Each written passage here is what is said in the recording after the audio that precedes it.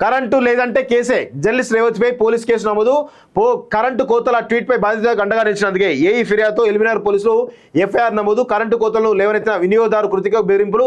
ఏ తరహా ప్రజాపాలన ఇది అని మండిపడుతున్న నెటిజన్లు కాదురా నాయన. ఇక్కడ ఓన్లీ కేవలం బీఆర్ఎస్ వాళ్ళంటే బాగుండేది. వాస్తవం చెప్పాలంటే బీఆర్ఎస్ అంటే బాగుండేది.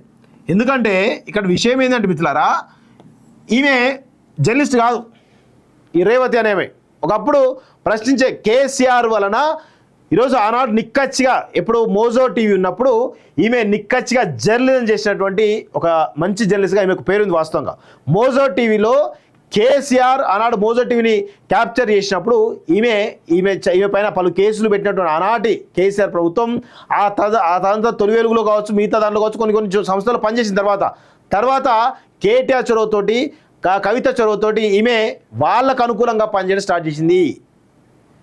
ఇప్పుడు ఈమె జర్నలిస్ట్గా ట్వీట్లు పెడితే ప్రజలందరూ నమ్మాలా? చిన్న చిన్న సమస్యలు కామన్, దాన్ని పెద్దగా చూపించేసి ఏదో ప్రజల్లో వైషమ్యాలు రెచ్చగొట్టడానికి ప్రయత్నం చేస్తున్నారు. ఇట్లాంటి వాళ్ళు నిజంగా ఇలాంటి వాళ్ళు సమాజానికి మంచి పద్ధతి కాదు. సమాజానికి చేట ఇలాంటి వాళ్ళ వల్ల. కేసీఆర్ కేటీఆర్ల కోసం పనిచేయడం మానేయండి, ప్రజల కోసం పనిచేయడం నేర్చుకోండి అని చెప్పేసి రేవతి గారికి నేను హితవు పలుకుతా ఉన్నాను. ఏమైంది మీ ప్రశ్నించే తత్వం? ఏమైంది మీ గతంలో మీరు కేసీఆర్ పైన కానీ బీఆర్ఎస్ పైన కానీ మీరు కొట్లాడిన వాస్తవం కదా? ఇప్పుడు ఎందుకు వాళ్ళకు అనుకూలంగా పనిచేస్తూ ఉన్నారు?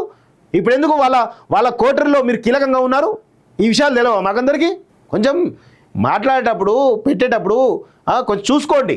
ఇష్టం వచ్చినట్టు రెచ్చగొట్టే విధంగా ఏ చిన్న చిన్న వాటిని కూడా పెద్ద ఎత్తున చూపించే ప్రయత్నం చేస్తే ఈరోజు ఇట్లే అయితే కేసులు అర్థం చేసుకోవాలి. ఇగో కోతలపై తొండ వాదం అట. ఇగో ఇదంతా ఎంత దుష్ప్రచారం, అంతా ఇప్పుడే నేను చెప్పిన కదా వీటిపైన ఏ విధంగా దుష్ప్రచారం జరుగుతూ ఉందో. ఇవి కామన్గా జరిగేటువంటి పరిస్థితులు. కాకపోతే గతంలో ఎవరు చెప్పలేదు తొండలు పడితే ట్రిప్ అవుతుంది, 11కి ఇన్సులేటర్ పోతాయి, అవన్నీ ఎవరు చెప్పలేదు వాస్తవంగా చెప్పాలంటే. కానీ ఇప్పుడు ఆమె ఏదో తెలుగు స్క్రైబర్లు ఏదో పెడితే వాళ్ళు వివరణ ఇచ్చారు. ఈ టెక్నికల్ నాలెడ్జ్ కూడా లేదు వీళ్ళకి. సిగ్గుండాలి కదా కొంచెమేనా?